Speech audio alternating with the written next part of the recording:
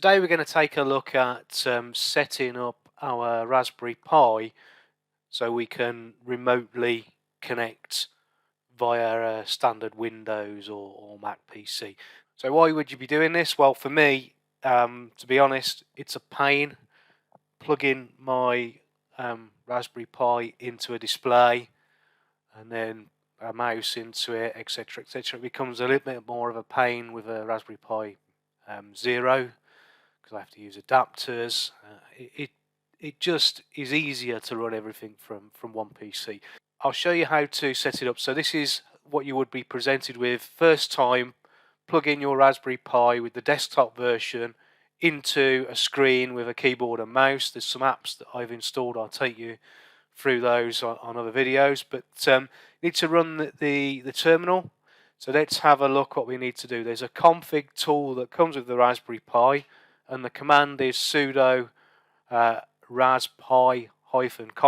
If you hit return on that, so we're just opening this by clicking on this terminal program. If I click it again, it will open another, but so just close that. And then we have the different options. Now using the arrows on my keyboard, if we go to interface options, underneath here you will see your secure shield option, so SSH. If I click on that, you can see here that it's already enabled, but by default it will be no. So I'll show you now how to enable VNC. You can do both at the same time, it's entirely up to you. Then it gives you the option, once you have got your Raspberry Pi connected to the same network, it gives you the option to use either tools, which I'll show you later on. So again, from the terminal, type in the Raspberry Pi config command, don't forget sudo in front, go to your interface options, then you'll see the option for VNC, and then by default it will be set to no, so set that to yes. Now VNC server is pre-installed on the Raspberry Pi OS, so as long as you've followed my previous videos it should be there. So select yes, enable it. If you've made any changes, when you select finish it will ask you to do a reboot. We've now enabled the security shield feature, so we can use PuTTY on a PC, remote PC, and we've also enabled VNC server, but we need to know what information we type into the settings at the other end. So to recap, this is with my Raspberry Pi plugged into a monitor with a keyboard and mouse fitted to it, and if we type in a couple of commands. So first of all, you can see here pi@houseHome. That's my domain name. Okay. But I can also, log in with the IP address, and it's useful to know that. So if I type in hostname space /i, I get the IP address. So this is the IP address of my Raspberry Pi that's been assigned by my DHCP server, so my router.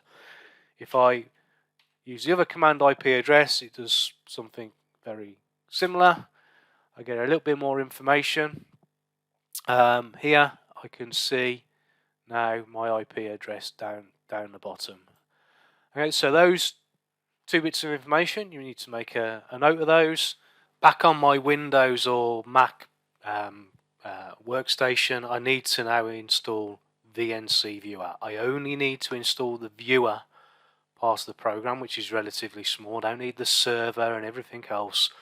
The server is installed on the Raspberry Pi. So all I've done here is typed in VNC Viewer download into my search engine. If I click on that, it takes me to real VNC, which I'm in the right place, and then you can see here the options that I've got to install on my workstation. So choose the one, install it, and then you're ready for the next section. Let's start off with PuTTY. So PuTTY is a free download. I'll put it here on my start menu. So just search for PuTTY in Google or whatever search engine you've got, and our host name was houseHome. I haven't changed anything else on here. I will have to log in. So I need to know what settings I've got on my Raspberry Pi. If you've got your default, it will be Pi for the login, and I think it's Raspberry Pi for the password, but I advise changing those. So that would log me into the terminal, so it would emulate the terminal that I've just shown you, that you would have on your desktop here remotely. But you don't see the desktop. So I'll close that down. We'll go through the process with VNC. So this is the screen that you'll have to start off with. So again, enter your domain name or your IP address. And then the first time I log on, I need to do exactly the same. But I can now tick this to remember my password. And there we have it. I'm connected to my desktop. So again, I can open everything up here. Or if I wanted to, I could have a nice game of PacMan from my home PC. So that's it. I like to do this so you've got one PC to access all of your devices around the house. It makes sense. And it keeps all your wiring nice and tidy. If you've only got one keypad, constantly on wiring it and plugging it back into other devices is a little bit of a pain. So there you have it. Thanks for listening. I hope you found it useful. As per usual, click the like button and click the notification button for future updates. And thanks for listening, and hope to see you again soon. Cheers.